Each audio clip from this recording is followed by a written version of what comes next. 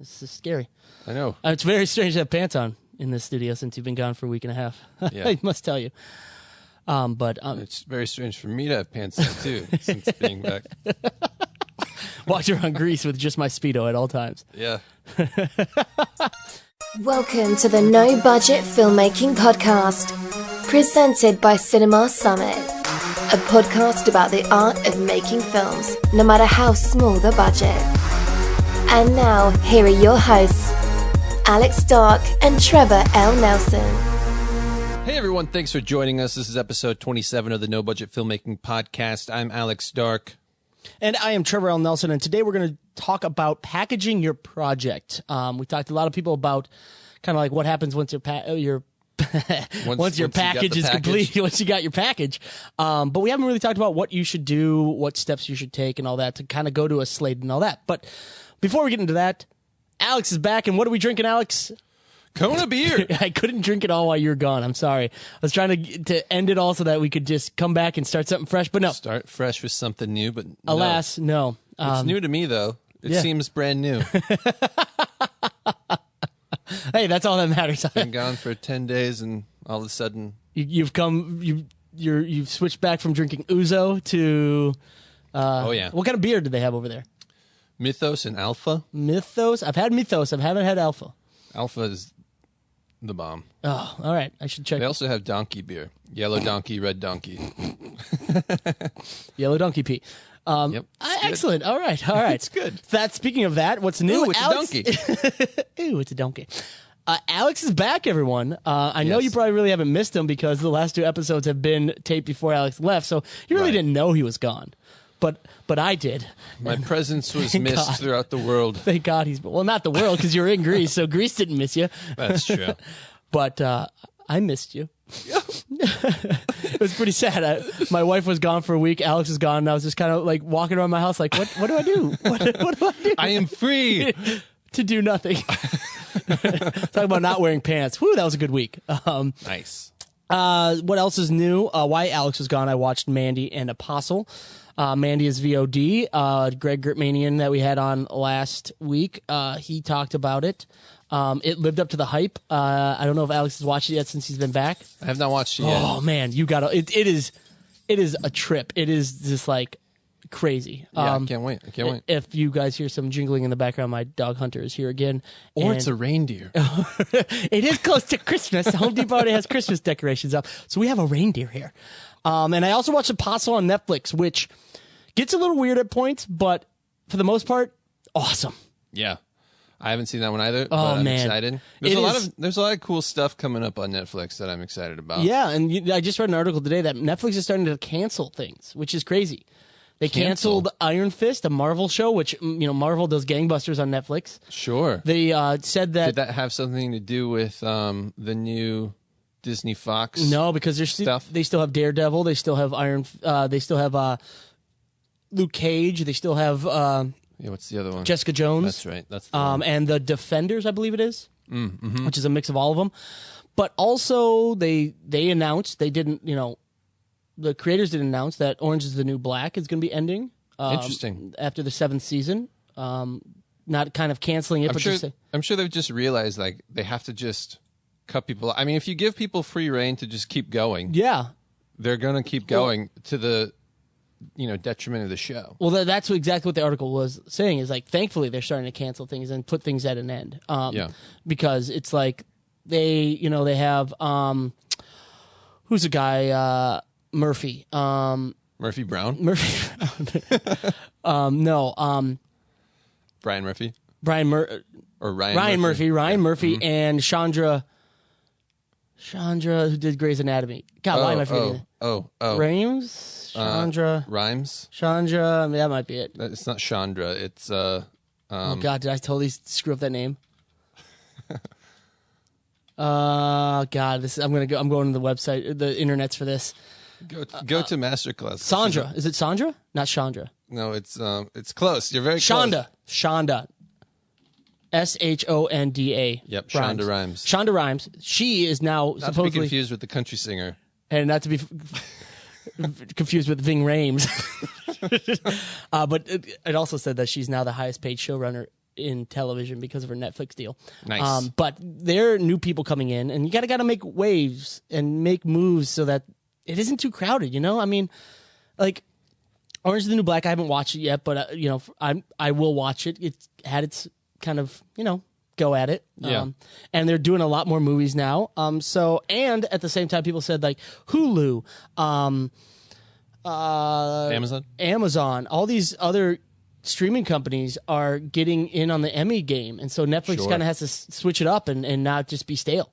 I know, yeah, for sure. I mean, but that being said, Tale killed it. Yeah, I think also, well, what I wonder is if Netflix is aware of the fact that they're currently just sort of like hammering out or just like opening the floodgates of just like mediocre stuff. Yeah. It's like we just need content because for the longest it was just content to keep the subscriber base going. Yeah, and like half of the, if not more, of the Netflix original movies are pretty subpar, lackluster. Except for Apostle. Ooh, man. Sure. So I'm wondering if they're sort of stepping back from that idea and trying to more quality instead of quantity. Yeah. Speaking of, we talked to some principals for our show that we're going to be pitching to Netflix. Yeah. Talk about things that are quantity over quality. Yep. Our show that we're going to pitch to Netflix. But yes, we are moving and shaking towards to talking to Netflix about this idea that we have for a show. We'll keep you posted as soon as we can. We don't want to give too much away. Well, we got some interest from talent. Yeah, we got some interest, which was good. So we have two people kind of saying, yes, you could almost pitch us to Netflix with us attached, interested, as long as things fall into place. And now we're reaching out to a third. And even if we don't hear from that third right away, we're going to go to Netflix soon and talk to them and see if they'd be interested. And if that goes, then we might be doing these podcasts on the road. Yeah, boy. Yeah, boy. So, yeah, that's kind of what's new. Alex, how was your trip to Greece? It was great. It was great. It was my first time across the big water. Why did you turn British on that? You couldn't even turn Greek? No, God, I don't know. But...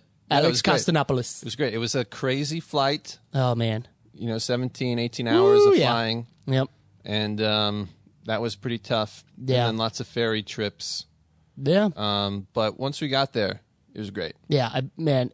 Again, for those who haven't traveled abroad very much, if you like food, man, traveling is the best when you do it with your stomach.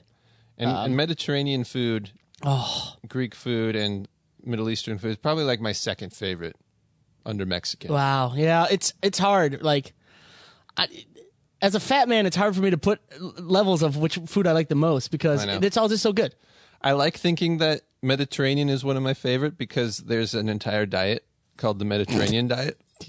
I would happily do that. I mean, granted, you got to remember that you can make a diet out of anything. There could be the butter diet. I mean, the Mexican diet. Yeah, I'm all about. There's the bulletproof coffee diet, which is just butter. So I mean, I did the Mexican diet for a while. Yeah. In my 1-bedroom apartment, but it got pretty stinky. Yeah. Because I was just eating bean and cheese burritos 24/7. Yeah, which is delicious. Delicious, not nutritious. Not nutritious, but delicious. Hey, let's be honest. Sometimes you need to go with delicious rather than nutritious. That's true. I mean, especially when talking about diets. Well, especially when you're traveling. Like, throw all diets away because you're gonna be eating some deliciousness. Man, for sure. I mean, we went ham, as they say. We got like 2 appetizers every time. You didn't eat ham, but you went ham. No, they had ham. Oh, and it was delicious. Of course it was. So that's about what's new. Alex was gone. I was working on some projects, and we're talking with Netflix, and I watched some movies. That's about nice. it. So let's on to the topic at hand. Yeah. So we talked to Greg Gertmanian from Slated. Yes. And he talked a lot about developing a script, packaging it together, getting a score from Slated, in order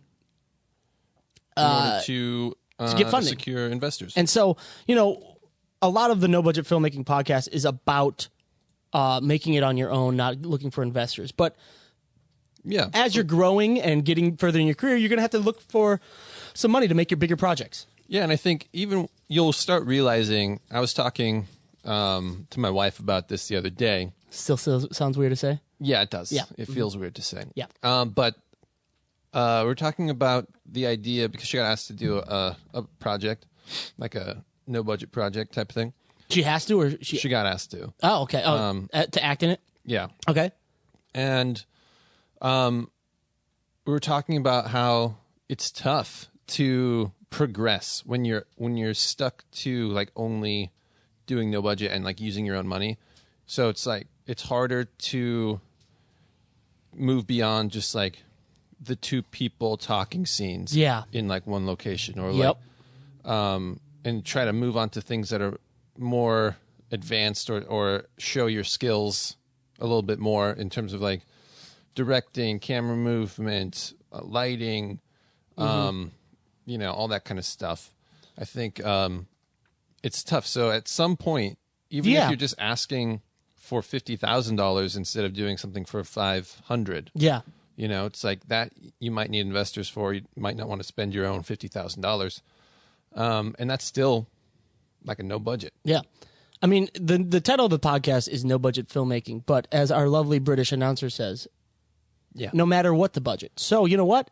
There's still things to be learned if you have $1 million budget. There's still things to learn if you have a $500,000 budget. And if you are building up to making this a career, you're going to start building up to bigger budgets. I mean, you know, we think about the Duplass brothers and, you know, oh, they're low budget filmmakers. Their movies they're still making movies and TV shows that have big budgets compared to like hamstringing a budget together from friends and family. So at some point, you're going to have to package something together. Hamstringing a budget. I've never heard that phrase before. You got me thinking about ham from Greece. So I'm really hungry. Hamstrung. Is that what it is? Bootstrapping? No. I got it. Hamstrung. I don't know what that means. Hamstrung.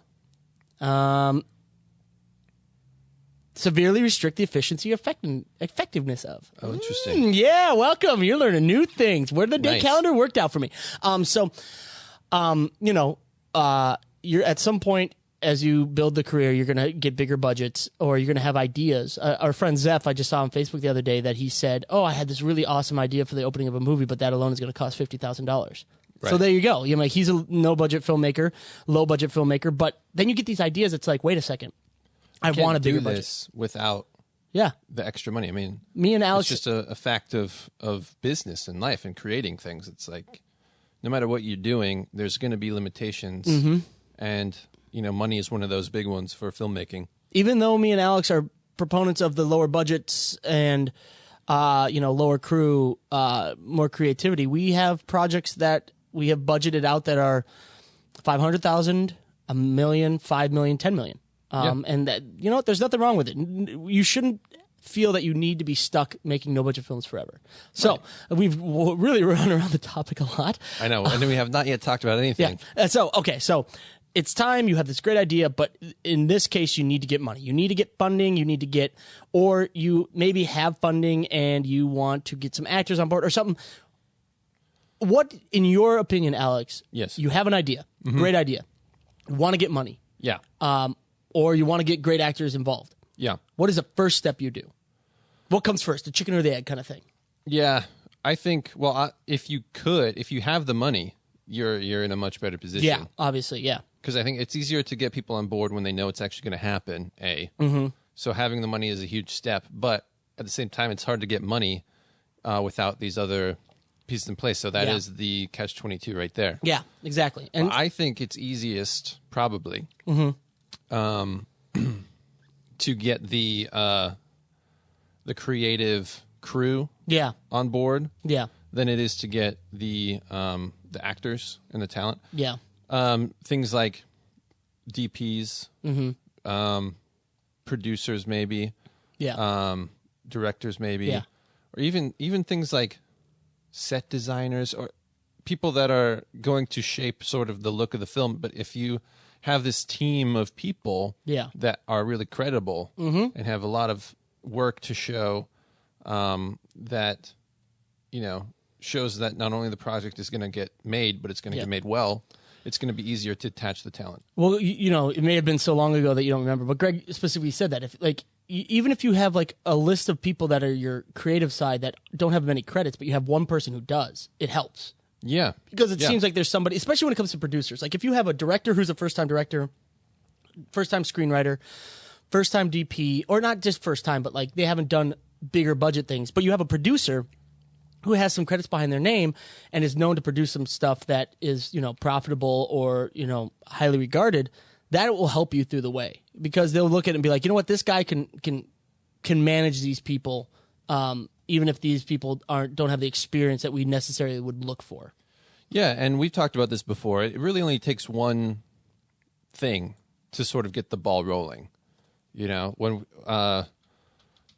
I worked at a distribution company and I was calling up places, you really only need one thing to sort of get people to talk to you. Mm-hmm. Whether it was the one thing was money, whether it was a producer or talent. Yeah. But just having one thing at least shows that you're not just a person with a dream necessarily. Yeah. And what we're going to do is we're going to probably cut in and out of the project we're working for Netflix right now, because this is kind of what brought us to this topic today, is because we're packaging our things and reaching out to people and all that. So we started with a talent that, we have interactions with on a normal basis, and asked them if you'd be interested. And it just was, hey, would you be interested in doing this? There's nothing set in stone, but we just want to gauge your interest. And he said yes. And that name was big enough that we were like, okay, well, now we can start reaching out to other people and say, hey, this guy's interested. Would you be interested? Right. Alex had said that, sorry to interrupt you, Alex, but Alex had said that, it's a lot easier to get the creatives on board before you get the talent. But sometimes what will happen is you'll send a script to an agent, the representation for a talent, and just send them the script. And the person, what they'll do is they'll say, yeah, you know what, you can use my name to float around because I'd be interested if this project got money. So they're not signing anything. They're not saying they're going to do it. They're saying, if this gets money, I would be interested in sitting down and thinking about possibly doing it. And so that's what we kind of did, is we kind of got people interested in the project because of the idea, and they liked the idea that we're like, hey, can we pitch your name around as somebody who's potentially interested in this? Yeah, but I will remind you. Oh no, what'd I do? Before we got the talent attached, we actually got a production company on board. That's true. That has a little bit more street cred than we do, especially in this particular genre. Yeah, yeah. So I think you can go either way. It's all about partnerships, basically. And I do think no matter what, it's going to be a million times easier to go after people that you have established relationships with, whether they're talent, crew, or otherwise, or companies. Yeah. Because you have like a direct connection to them. You don't have to like try to weave your way through gatekeepers and get past the receptionist and all that kind of stuff. The worst. So that's going to be a million times easier, no matter what, no matter what they are. Yeah. And, that goes back to what we've always harped on, is like, working on projects that may not be paid, but you're not only gaining experience, but you're building relationships. And then later down the line, say you want to do a project, and the person who worked as a DP on something you worked on remembers you, and he's kind of made a name for himself. Well, you could be like, hey, remember me? We worked together. We seemed to have a good time. You didn't hate me. I didn't hate you. I think your work is great. Would you be interested in kind of like coming on board this project? And again, people will say yes, even if there's no money behind it, because they'll be like, you know what? I like the project. I like working with you. I'm not going to sign anything, because who knows, scheduling issues and all that. But you can let people know that I'm interested, or I'm on board. I'm part of the team, as they say. Yeah, and I do. I mean, there is, within this industry especially, this huge element of nepotism, where people just want to work with people that they've worked with before, and they know what they're capable of, and they like them, and so I think it's important to make the relationships, get out there, meet people, but also maintain the relationships, keep in contact with people even if you haven't worked with them for a while. Yeah, and just sort of keep all that stuff, all the options open when it comes to that. And also in terms of relationships, like, not only could you find a DP that you worked with in the past that you really like, and hey, guess what? I want you to be the DP for this project, and can I pitch you around? But these people that you are going to bring on board, and sometimes you bring them on board only because they have connections. So you're only bringing them on board because, you know what, they have an in Netflix. Because Netflix doesn't take cold pitches. You have to know somebody in Netflix that kind of vouches for you. So maybe you have a producer, and this happens a lot. Producers are brought on board and they get credit because they are I think the story that I always go back to is that I forget exactly what it was, but Kevin Smith recommended an actor to a filmmaker, and the actor ended up getting the part, and the movie gave Kevin Smith a producer credit because he helped secure the main actor. Sure. And you know what? So some people will come on board and you're like, hey, I want to make you a producer, and and part of the reason I want you to be a producer is because you have a connection to this revenue stream or this distribution platform or something like that. And that's not uncommon at all.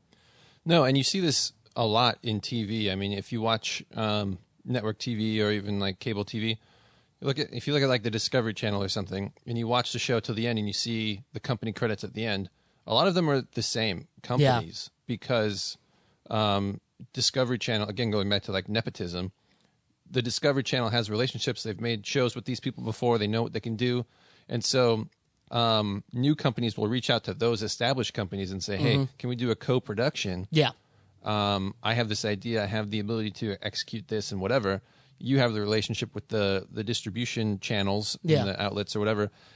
So let's team up and make this happen. And that's, one way that TV shows get made frequently. It does kind of suck because as much as people will not like to admit it, it is who you know sometimes. It is if you know somebody who is connected to a distribution platform or a funding source, then that gives you a leg up.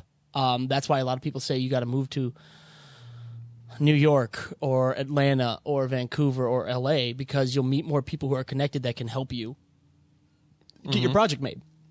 And it's one of those things where it sucks, but that's just the way it is. And until, and so I think that's what's kind of cool is that we saw Larry interviewed the Duplass brothers separately, but and they said that all these things that they're doing, like a Wild Wild Country, and there was that the pizza delivery bank bomber documentary. Yep. I forget what that was. Crazy something like that, which was great. Yeah. And they said that they wanted to find these people that didn't have any connections, didn't have the ins, but had great stories to tell and help them out. And so I always keep that in the back of my mind. So if we ever become big and have more than 15 reviews on iTunes, that we would help out the people that don't have the connections, that are coming just to LA to try and make it and don't know anybody and stuff like that, because there's a lot of stories out there. So build up your crew because you never know who has a connection that'll move forward.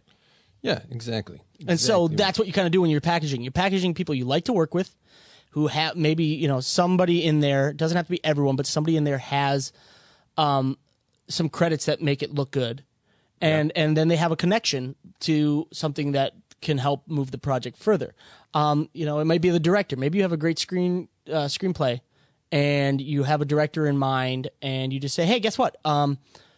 Here's my screenplay. I'd love for you to direct it." And that person is like, "Okay, yeah. Let me take it to my representation. Let me take it to my friends over at Netflix, see if they'd fund it." Stuff like that. It just, you never know where the connection is made that could move the project forward. Yeah. All right. So let's talk about how to attach or how you can reach out to people when if you don't know them. Like, say you have your connection, you're like your inner circle of connections that you're crewing up, but they don't have like a ton of experience. So you're trying to attach that one person or those two people or however many people that do have the experience that you're looking for. How do you reach out to them? Where do you find them? I would say we have a bunch of different options, but if it's just like a cold call kind of thing or just reaching out of the blue, my first go-to would probably be IMDb Pro, because those people, you have to pay for it. Those people have a connection or they have some credits behind them. And usually in IMDb Pro, they have a link to their representation's email. Yeah. And so you could just sometimes email them. Even direct sometimes. And you can just email them right out. If you do something like, I'm just thinking, like, if you just look up, we're going to talk about VScore in a little bit, but if you look up on VScore, that doesn't necessarily mean you can connect with them. That means this is the person you want to reach out to, but it doesn't always have the connection to VScore, does it? I haven't done a VScore as much as you have. So VScore, there's actually two things with VScore. There's Variety Insights, and then the VScore is like sort of like a rating system for people. The Insights has direct connection. I'd say it's probably a little bit more accurate than IMDb, just because I think they update it more and they are actively updating it, whereas IMDb, like the person has to update it. Okay. One of the two people. So I would so mine is to go IMDb Pro, pay the membership fee. It not only helps your profile on IMDb, but it also allows you to connect. But Alex, it's a good thing to have in Alex's general. first is VScore. So tell him about VScore and why you think it's the first step you would go. I think so. VScore and Variety Insights. It's a service provided by Variety, the magazine, and they have a huge database of all the actors and their current representation. And then they've also created this sort of algorithm or this sort of platform that allows you to see projects that talent is attached to currently, as well as things they've done in the past, awards, their social media metrics and stuff like that. But I think one of the reasons, so I'm a big fan of IMDb Pro. I think you should have it no matter what. Yeah.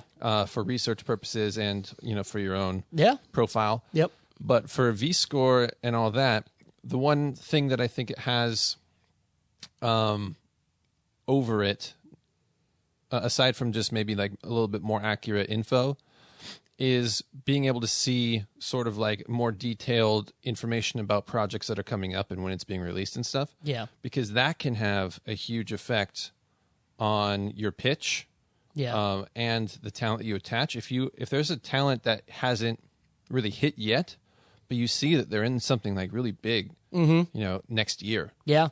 Trying to get them attached now is probably a better move than trying to find someone who is already big. If you don't have a budget already or like other people in place and you're just kind of like reaching out. Yeah. I mean, that happens a lot. You'll see a lot of movies being released that are 4 years old because the person who's the star wasn't a big talent then, but then they just sit on it because they know they're going to be a big star after bigger budget things come out, and then they release it. Exactly. I remember, so when I was working in acquisitions, a movie came across the desk that we watched. That wasn't a desk; it was like a TV tray. That's true. Yeah, it was a it was a TV tray. It was a folding table. Ghostbusters TV tray. Yeah. Oh, that's a collector's on my item. lap in my bed. And I just said, I'm working acquisitions. Check me out, everybody. Check me out. So this movie had a young actor. Australian named Chris Hemsworth. Oh, interesting. I've never heard of him. Yeah. And this was right before Star Trek came out, the first one that he had a very small part in. He played Captain Kirk's dad. Was that before Thor? It was before Thor, before Star Trek. Okay. So we saw this movie, and he wasn't anyone at the time. Yeah. We saw we had a different program. Distributors have different apps and software that show the release schedules and all that kind of stuff. Yeah. But we saw that he was in the Star Trek that was coming out, and he had just recently been attached as Thor. So we knew that was going to be a huge thing in the future. It wasn't going to be right now. So that's the type of thing, to look for. I think it's always a safe bet, or it's a safer bet, I guess. Yeah. And that does help. And that's something that, I do think VScore does definitely help because it's more in tune. It's more in tune with the industry. IMDb Pro is kind of like a user database where they have to update and granted. Yeah, you update your own stuff, really. Yeah, or your representation does. And if you don't, it still stays old. Yeah. Still stays the same. But the interesting thing to me about IMDb Pro over VScore is on IMDb Pro, you'll find more direct contact info. Yeah. Even, there's not a ton out there, especially for like big people. Yeah. But every once in a while you will find some. And it's interesting. You'll have like a Gmail account that you can just hit up. Yeah, which is crazy. But which is crazy. I mean, that's how in college I was more bold when it came to just reaching out to random people. But I reached out to Ryan Johnson when he made Brick and asked if I could work on his next project. And he said? He said maybe. He responded though. He did. He was about to shoot Brothers Bloom, and he was like, "Well, we're all crewed up for this, but maybe the next one." And then the next one was Looper, and I was not on that. But I did the same thing also for David Ellis, who ended up writing my letter of recommendation for USC. He was the director of the Final Destination movies and stuff. Hey, I mean, yeah. So you got to remember it'll be hard, especially if you don't have the credits that a lot of people expect, and you're just saying like, I'm going to get money. A lot of people may just turn you down or not respond, but there's some people that will respond and say, yeah, I'm interested if you get the money. I'm not going to put in my schedule now, because if something comes up that does have the money, I'm going to go to that, obviously. Yeah. But and I think there's one thing that is often overlooked. And it's kind of, some people may have missed this boat, because I think younger people have an advantage when it comes to this. But you can reach out to people when you don't even have a project going in search of a mentor. And I think that's a big thing that not a lot of people do, unless they already have like some kind of interaction with them, like they work on a project and they hit it off with them, and then maybe they'll like keep in touch or whatever. But if you reach out to people and say, hey, I'm looking for advice, can you help me? Or like, would you be interested in like meeting up and talking about this thing, because I'm trying to, I'm a student, I'm trying to do this or whatever. Yeah. People like want to help students and stuff like that. And, new people, there's like a drive to help people in that way. Obviously, they're not going to stick their neck out for you right away. But if you build a rapport and a relationship with them over time, I mean, that's how it works, And what you'll also notice, and this is kind of going really deep into like, this is like starting when you're 18 kind of thing. A lot of people, you'll notice they'll say like, oh yeah, I got my start being the assistant to so and so, or the assistant to other person, right, and that'll be a way that you can connect with this filmmaker, and they may not give you money, or they may not work on your next project, but they will vouch for you and they'll say like, oh, I know this person, I'll reach out to them for you and say, hey, this guy or girl is really great, and I think you should, think about their project or stuff like that. And so that's not only being a mentor, you get paid to be an assistant. So what? Yeah. And then I think also another interesting thing is LinkedIn. A lot of people don't like LinkedIn. I don't particularly love it. It's like, I don't hang out on LinkedIn all the time. Yeah. But the cool thing about LinkedIn is that you can connect with people, and then depending on, I think you have to pay for this feature, or you get like a limited amount of it, but you can actually like send them a message, and even if you don't have their direct contact, LinkedIn will send sort of like an email directly to their email address by proxy, and you won't know what their email address is, so you can't really like follow up via email directly. You still have to go through LinkedIn, but it's a good way to reach out to people. That's what I did back in the day when I wanted to get onto a project for with the Stan Winston School. It was like a kaiju project to make miniatures. Yeah, I wanted to get on that, so I reached out to Matt Winston, Stan Winston's son, and said, hey, I really want to help out on this project and make miniatures and stuff. It's something I've always wanted to do. And he responded and said, yeah, come on over. And okay, this is an infamous story between our group of filmmakers.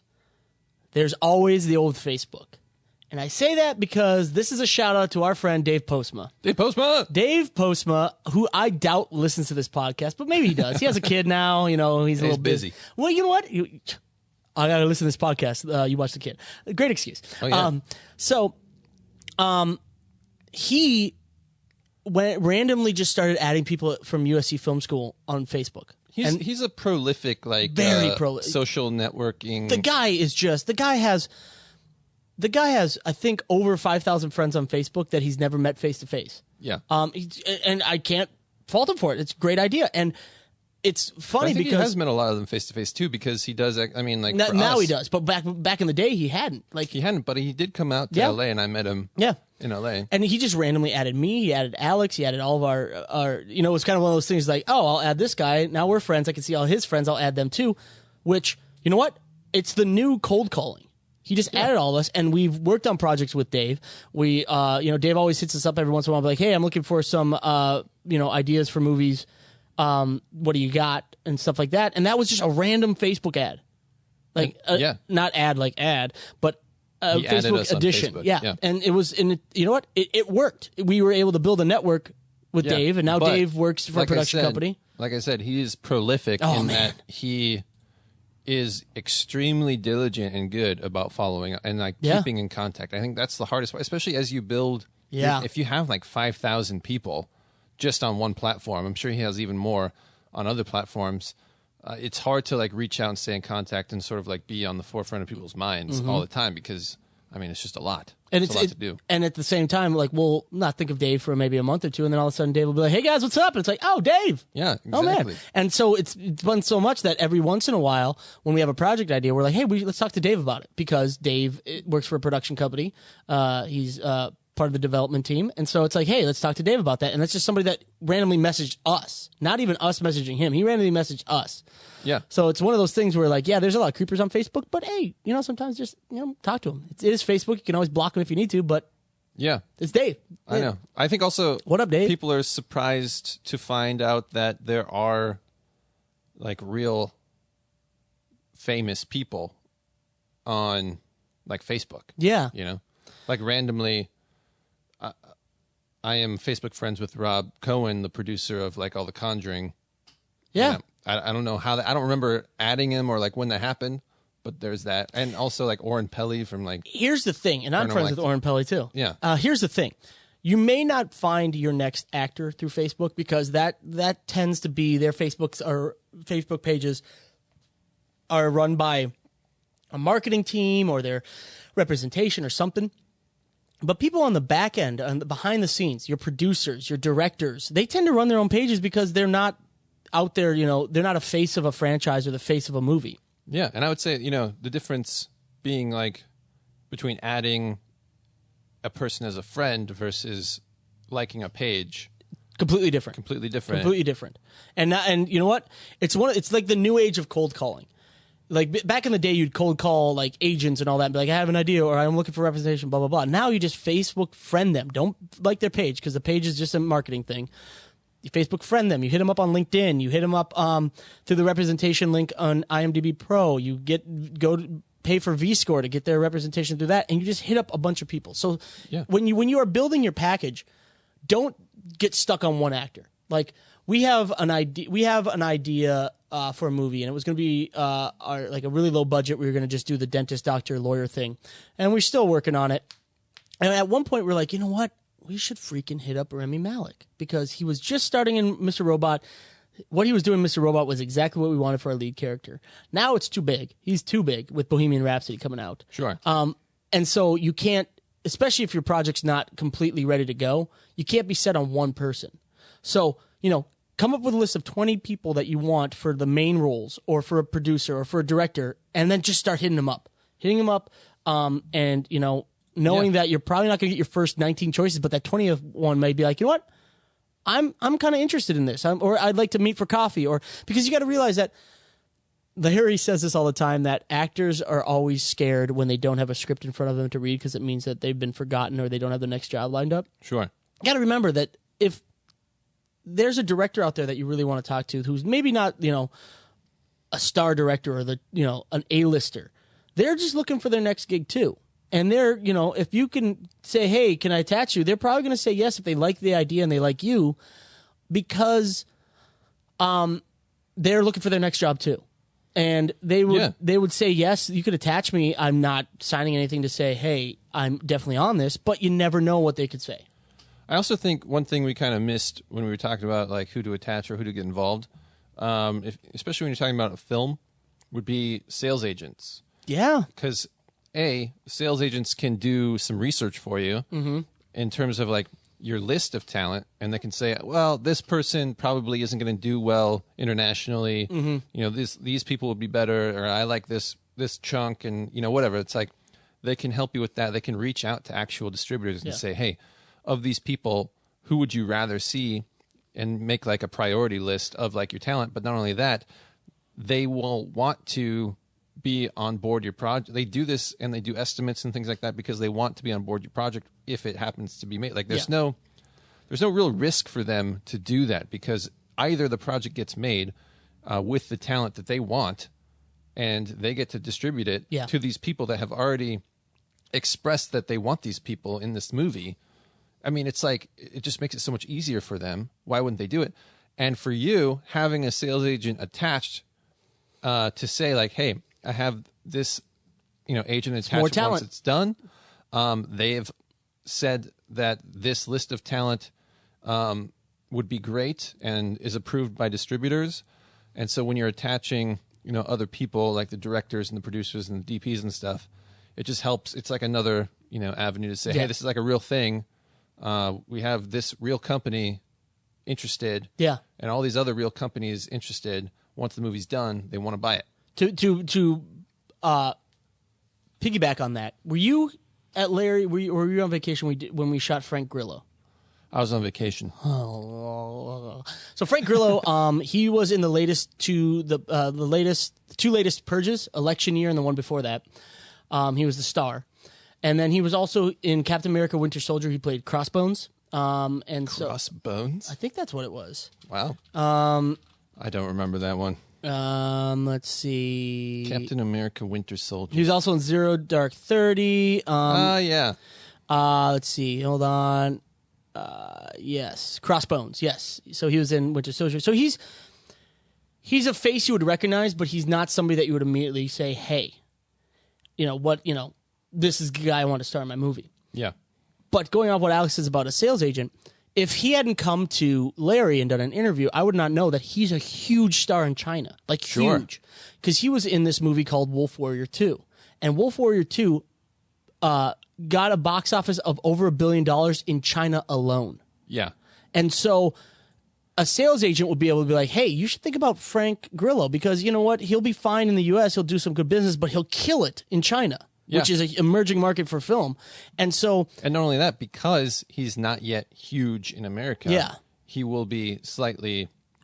more likely to do your project. Yeah. And that would, and again, if he hadn't come to Larry and talked about that he was in Wolf Warrior 2 and how much money that Wolf Warrior 2 did in China, I would have never thought that, this is the guy that I'd want in a movie because he really can't sell tickets or he can't sell downloads and purchases. Yeah. But a sales agent would be like, no, you should look at Frank Grillo. The dude was the main he's villain. Awesome in China, in India, in or Indonesia, in Germany. All these things. That's the thing is you don't know necessarily. You won't be able to really, know that just from looking at IMDb or even Variety Insights and stuff like that. That's where the experience and the connections of a sales agent really sort of pays off. Exactly.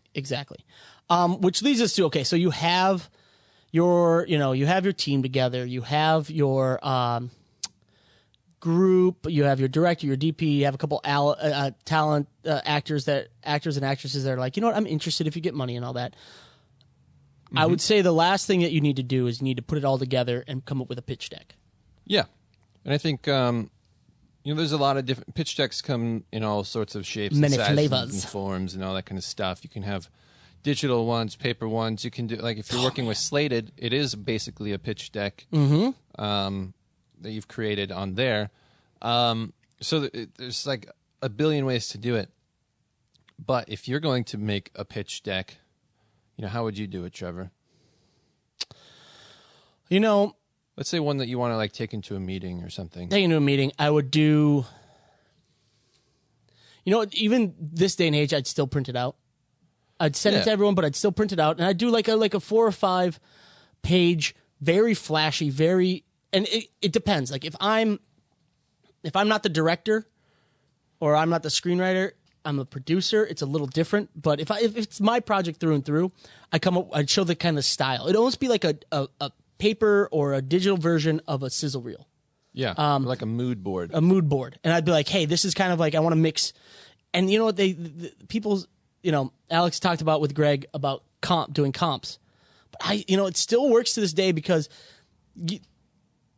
they just want to know in terms of money, what it's going to be compared to. It's a cross between this and this, or the style of this with the action of this. They still like that for some reason.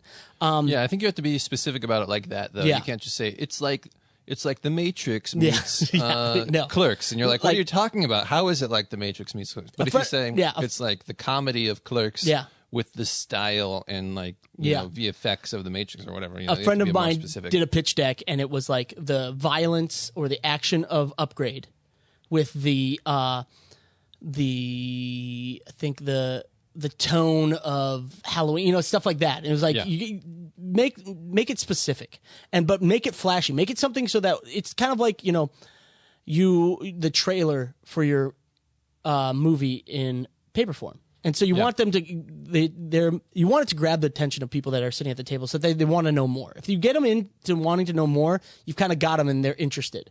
So make it flashy, make it colorful. And I think that's one of the pitfalls that people will fall into, especially early on, is they'll try to make it too detailed. Yeah. Because you're not trying to give them everything. Yeah.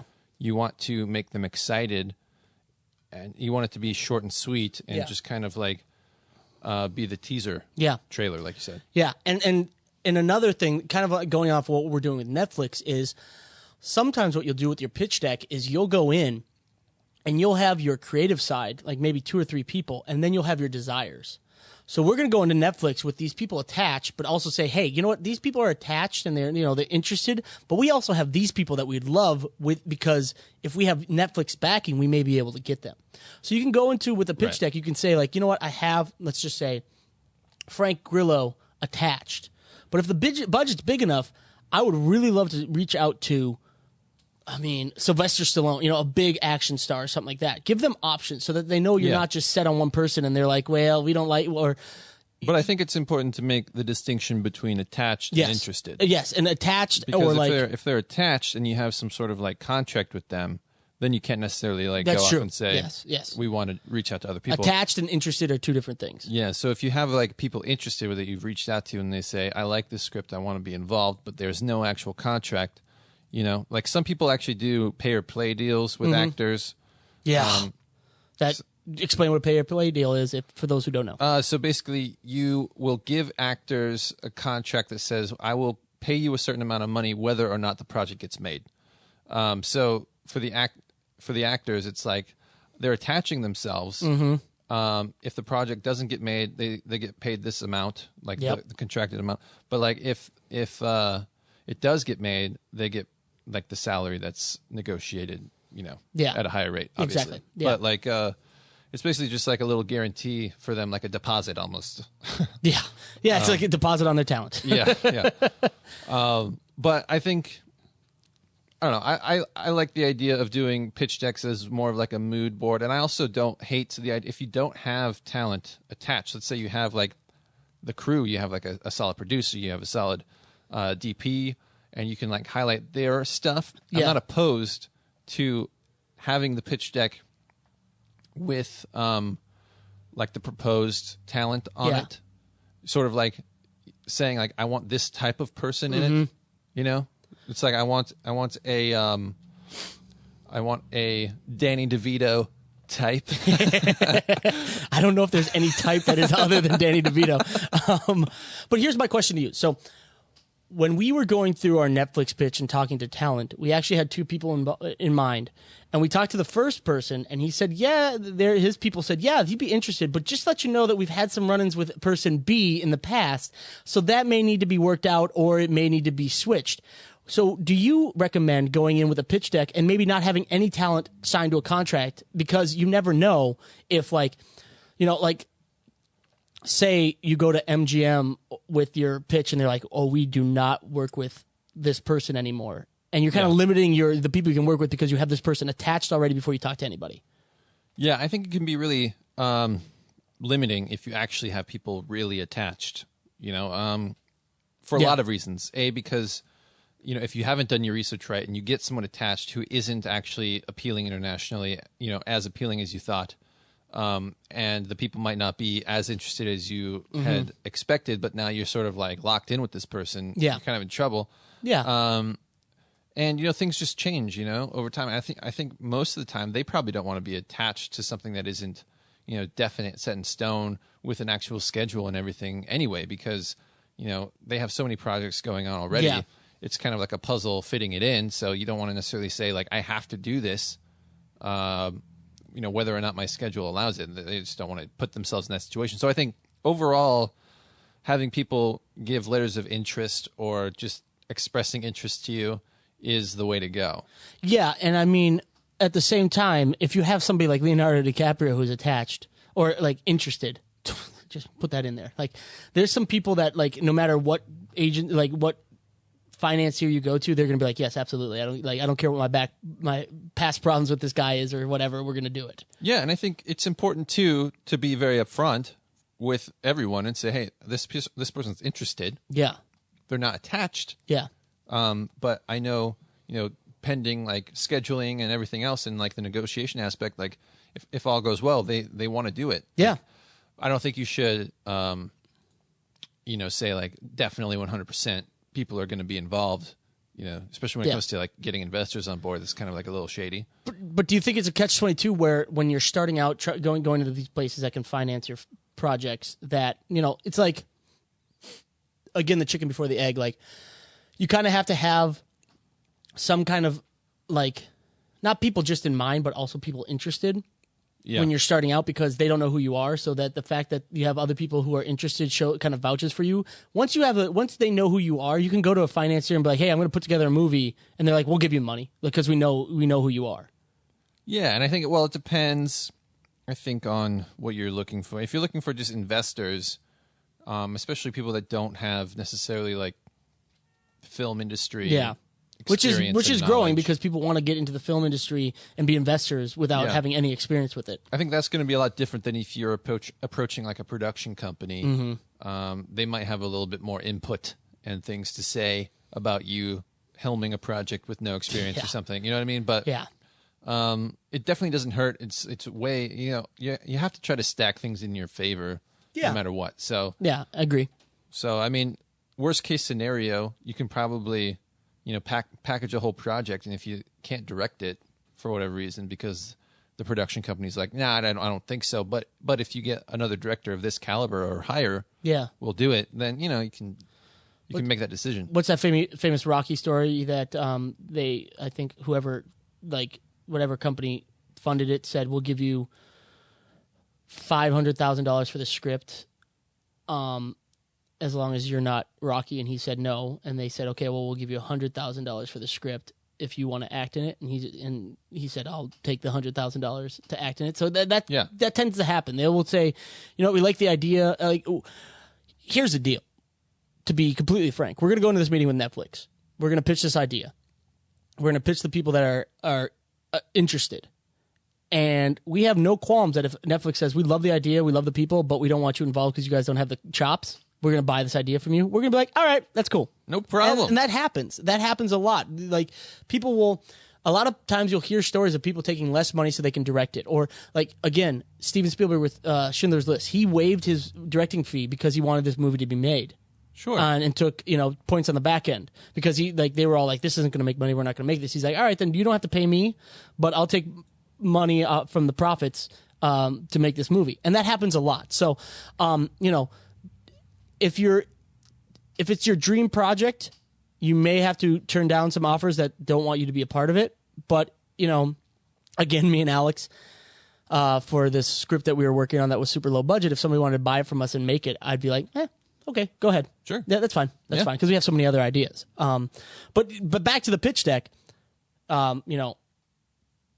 unless you have the money to hire a graphic designer, you're going to have to start photoshopping these pages yourself. Make them highly stylized.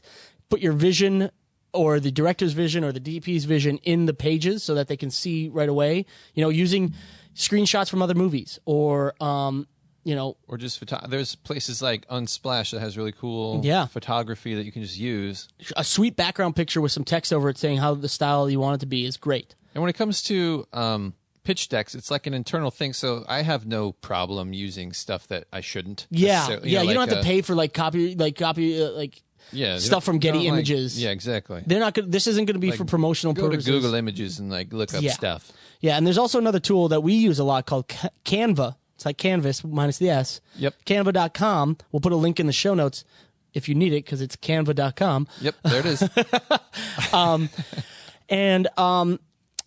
And that is a great way to kind of drop in stuff and make it stylized without having to know the skills that it takes to do Photoshop. Yeah, you don't have as much control. You can't do masking and painting and stuff like that. But if you have images you want to put on with a little overlay and text and organize it to look like a magazine or like a document or whatever. Like you can do all that kind of formatting stuff in Canva, and it's free unless you want to like get some advanced features or whatever. Yeah. So it's not too scabby, but if you have skills in Photoshop, I would recommend doing that because you can get a little bit more detailed, a little more crazy, a little bit more creative. Yeah. And I mean, you're definitely supposed to make it flashy, make people be like, "Oh man, I'm really interested in what this has. What's going on with this?" So that's what you're supposed to do with your pitch deck. You're supposed to grab their attention. They're your first audience. And so while a trailer is supposed to make the audience want to go see the movie, this pitch deck is supposed to make the people that you're showing it to want to be a part of it or fund it or distribute it. There you go. So I mean, we kind of glanced over packaging a project, but there's many ways to do it. But the biggest thing is the more you have together when you go meet somebody who's financing it or somebody that you want to be involved in, either a director or an actor, the better. Because then it makes it seem like you have your shit together and they can trust you to actually come up with a good product. Yeah, and I think it takes a little elbow grease to get it going because I think especially nowadays, like we talked about social media and stuff like that, people have, don't necessarily like to jump on the phone and call people up or, they don't want to bother people. And I agree, you don't want to like, cost people with like your unsolicited requests and stuff. Yeah. But it does take a certain amount of tenacity and sort of like devotion and trying to, actually putting forth the effort to make it happen. So you're going to have to get your butt out of the chair and go meet people and like jump on the phone and stuff. And you know what? In this industry, do not be afraid to work your connections. Yeah. For the person that we have attached, one of the people that we have attached, or not attached, but interested in our project for Netflix, I had worked with somebody who knew the contact for that person's agent. And so I was like, hey, can I get the agent's email address? And just out of the blue emailed them, kept emailing them until they were like, hey, I'm going to hook you up with this person who could talk about this. Jumped on a phone call with them yesterday, and it worked out. And they were interested. And it was just a cold email out of the blue. Yeah, but the thing that really sort of like made that email go a lot better is we had the other person attached. The other person, well, not only the other person attached, but you had this like middleman that had worked with them before that you knew and had worked with as well. So it's like a direct connection to them. And previous experience working with them, even if it's like sort of secondhand or whatever. And I'd say email the people, cold email them, follow up with them if they haven't responded. There are great tools out there. I'm not going to name them, but you can add them to your emails, and they will track if the person has read them and opened the emails. That's the best. That's the best. The best. But also there are platforms out there specifically for cold emailing. One that I know of is Mailshake. Mm-hmm. And basically what happens is you sort of like import your list of people that you want to contact. It'll open up each individual email and let you customize it for each individual person. Yep. So it's not just like a copy and paste scenario. Yeah. And you set up follow-up emails where it's like if they've opened it but haven't responded in 5 days, it will automatically send a follow-up email. And if they open that and haven't responded in like 7 days, it'll send a second follow-up email. And so you can like automate the process a little bit so you're not having to like sit there and type emails all day yourself, and schedule it out. It's a little bit easier. And one thing that I know Alex is not a fan of the new Gmail that's coming out because he likes Inbox better. Inbox. Google, what are you doing? One thing I really like, it's kind of annoying, but I kind of see where it comes in favor. Gmail now, if like I send you an email, and then you respond to me and I don't respond, it'll bump it up 5 days later. It's like, you have not responded to this email. Would you like to respond now? And I'm like, oh, look at you, Gmail. Not bad. And a lot of people import their email addresses into Gmail just so it can all be kind of centralized. And so that's another tool that will help is that they'll be like, hey, Gmail will be like, hey, this person emailed you asking for a response and you haven't replied. Do you want to reply now? Yeah. And then like assholes, they'll just ignore it. And there are like little Gmail add-ons you can do like Boomerang or whatever that'll let you schedule things if you want to batch your work together so you don't have to like be doing it every day. So that's kind of like the basis of putting a project together, packaging it to try and get funding or get talent attached or creatives attached. So on to what's cool. What is cool, Trevor? What is cool? So I've got so for those who are Premiere Adobe fans, not just Premiere, just Adobe in general, they just released a whole slew of updates to their projects. Now it's not like, an update. It's new versions of basically their entire CC suite. Yeah. But what that also included was a release of Adobe Premiere Rush CC. And what Premiere Rush is it is a mobile. It's an app that you put on your mobile phone, on your iPad, on your Galaxy tablet, and all that. It's basically mobile editing for YouTube. So what it allows you to do is it allows you to edit short clips that you take on your phone or you take on your iPad for some reason that you're filming with your iPad, and you can edit them pretty seamlessly and then upload them to YouTube. So you don't have to have this big computer to edit small clips that you want to do and put up for social media or Facebook or Instagram stories or all stuff like that. Yeah. So it's a pretty little cool thing. It's it's low impact, so it can be handled on phones and tablets, and it's not as intuitive as Premiere, but it's definitely a lot better than trying to do, get the expensive Premiere to just do simple YouTube videos. Yeah, plus it's if you're shooting on your, let's say you're vlogging or something, and you're using your phone as the camera, it's just less steps to like upload it to your phone, to your computer, then edit it there, then convert, all that stuff. Yeah, so that's pretty cool. Yep. What do you got? I had seen this little control surface a little while ago called the Loop Deck. Ooh.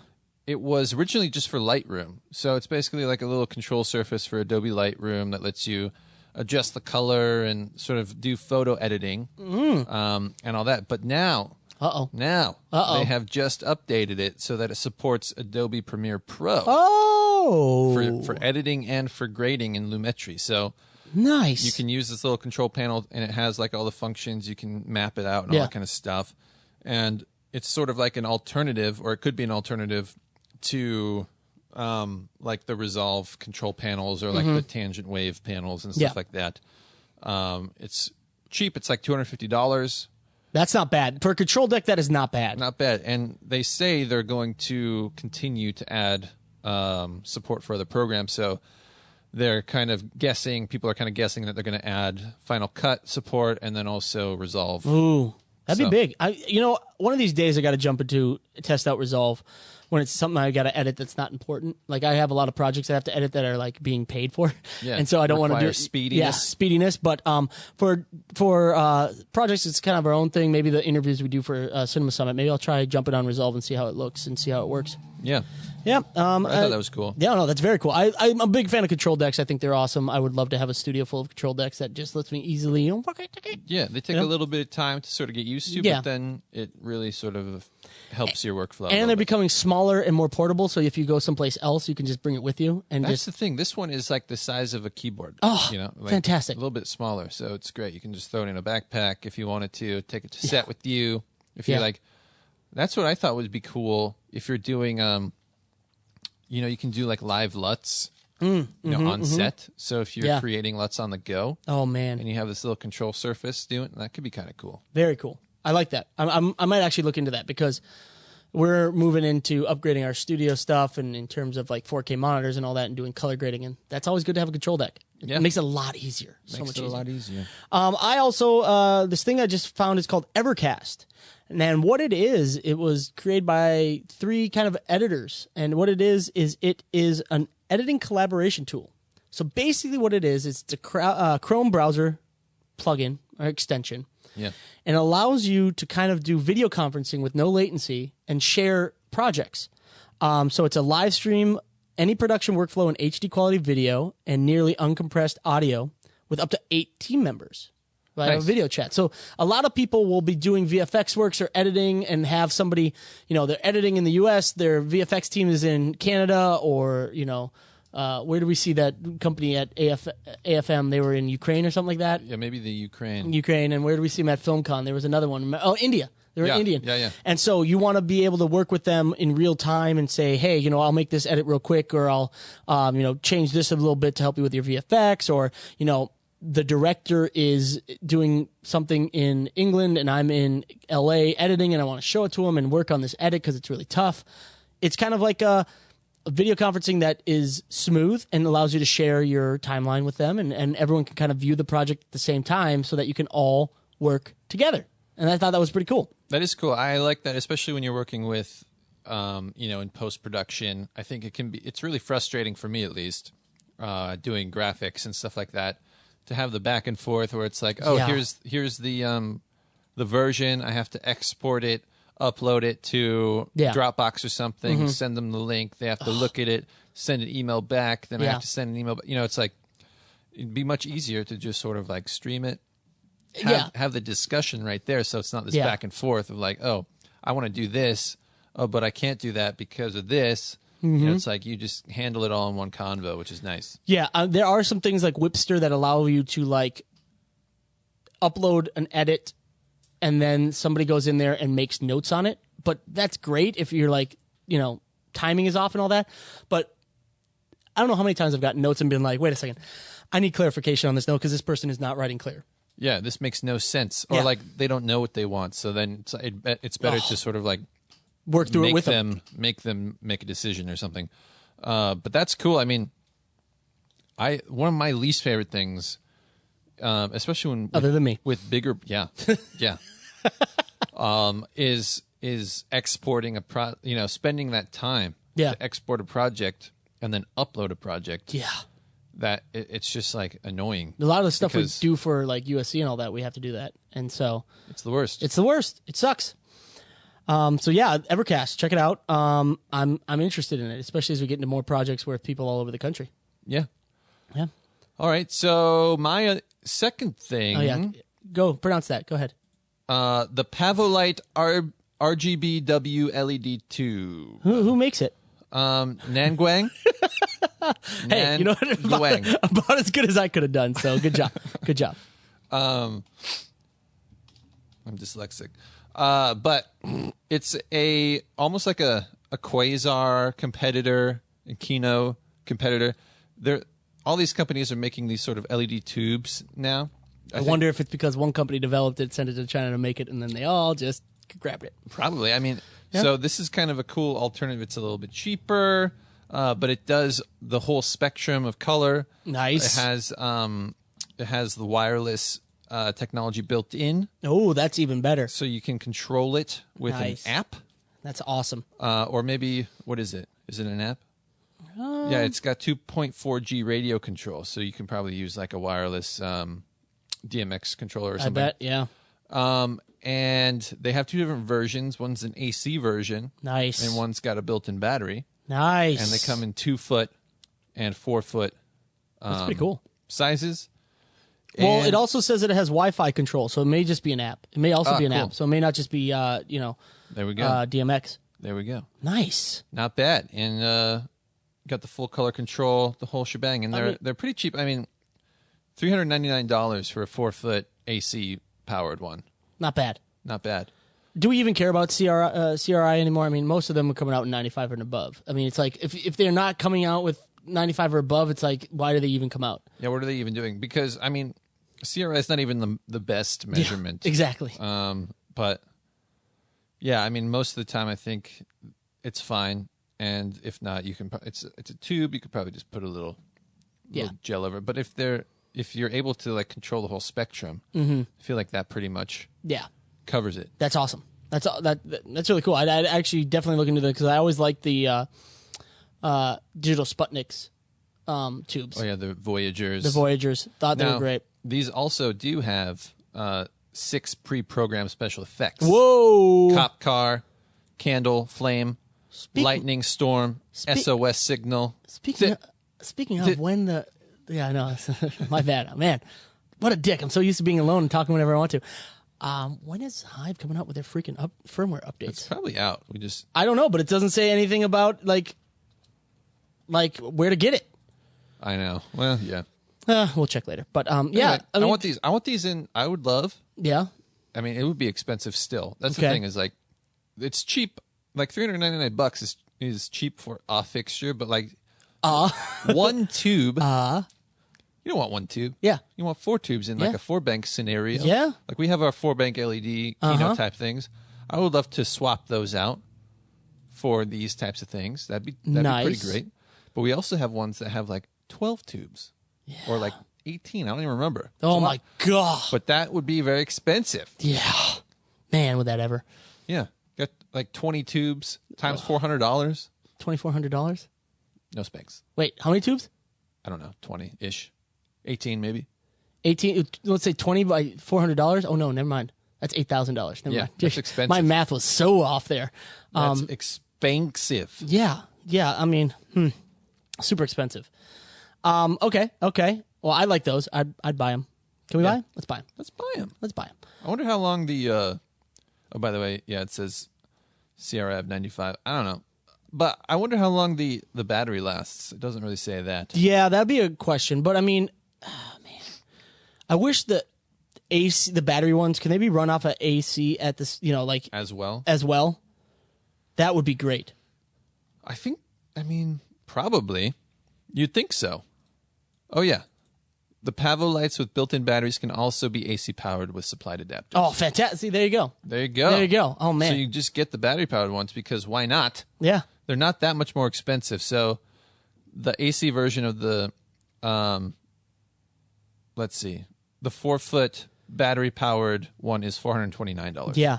So just get that, and then you never have to be without power as long as you have a generator or someplace to plug in, and you can plug in any wall outlet because these things draw no power. Yeah. Plus, you can just run them battery all day. All day. Well, who knows how long, but you know what I'm saying. Yeah. I mean, I would gotta say, pretty cool. What else we got? Let me see what do we got here. We got the okay. This is kind of interesting. It's called the Blackjet UX1 Cinema Dock, and it is basically almost like a card reader, but it uses Thunderbolt 3, and it has like ports for, you can just slide in 2 separate SSD drives. You can set CFast cards or CF cards, XQD media cards, which are more Sony. You can do micro SD and SD cards, and it's like this big. It's rack mountable, right? And it can transfer all this stuff over Thunderbolt 3. Nice. But the cool thing is that what it allows you to do over Thunderbolt 3 is you can just plug them in and edit right from it. So you don't even need to transfer. Ooh. So you can just have it like on external drive.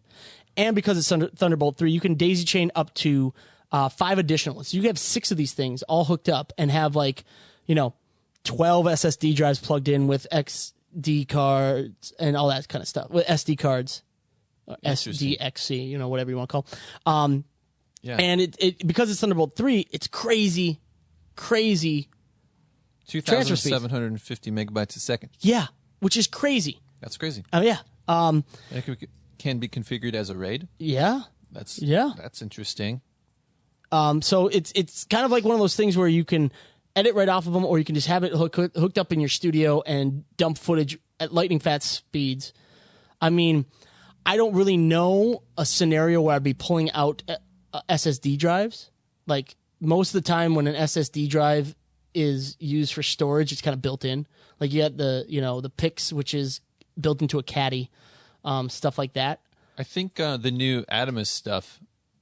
You know what? Adamus in general, it's its own caddy just to make it slide in, but it is just an SSD connection. Yeah, you pop it out. But that means that you'd have to take it out of the caddy then, because it probably won't fit in the slot unless it's a bare SSD drive. So, but no, I think it's really cool. I mean, it's easy to take them out of the caddies though. Yeah, nowadays. Okay. So I mean, it's access to faster transfer speeds. Thunderbolt 3 is awesome. I wish we had it.